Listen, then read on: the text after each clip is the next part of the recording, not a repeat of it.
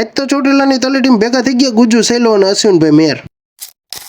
સવારમાં કામે ગયો હતા મનસુખભાઈ ઝાલા ભેગા થઈ ગયા. જે રામા મંડળમાં ભજનમાં બધે તબલા વગાડે. પછી હતો ગુરુવાર એટલે વહી ગઈ લાઈટ, કારણ કે ચોટીલામાં ગુરુવારે ઘણી બધી જગ્યાએ લાઈટ વહી જાય. પછી શેકવા માંડ્યા થેપલા, પણ દરરોજ વ્લોગમાં દેખાડો પણ તમે કોઈ ખાવા તો આવતું નથી. થેપલા ખાવાની વાત કરી હતા. ભીમગઢથી મહેમાન આવી ગયા ભરતભાઈ ડાભી.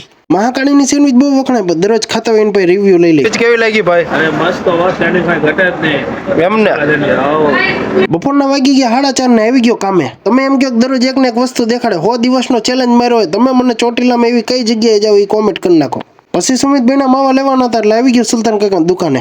સુલતાન કાકાની દુકાને માવા તો વખણાય હે, પણ સુલતાન કાકાની દુકાને આવીને પાન કોઈ ખાધેલું એ કોમેન્ટ કરી નાખજો, કારણ કે હાઈવે ઉપર નીકળતા ઘણા બધા સ્પેશિયલ પાન ખાવા ઉભા રહે. પછી હાંજે વયો ગયો તલેટીમાં, કારણ કે 2 મહેમાન આવેલા હતા. તલેટીમાં વયો ગયો, આપણને ભેગા થઈ ગયા ગુજ્જુ રવલો, ગુજ્જુ જયદીપ્યો અને આ ભાઈ ગુજ્જુ સૈલો, જે અત્યારે નાગડકાથી દ્વારકા 300 કિલોમીટરની સાયકલ યાત્રા કરે છે. અને આ ભાઈ હે અશ્વિનભાઈ મેર, ઈ તે સાયકલ યાત્રા કરે છે એમની હારે. ગુજ્જુ સૈલો અને અશ્વિનભાઈ મેર તમને ગમે ત્યાં ભેગા થાય તો અમને સપોર્ટ કરવાનું ભૂલતા નહીં. પાછા દુકાન બાજુ નીકળી જાય ને કરી નાખજો ફોલો.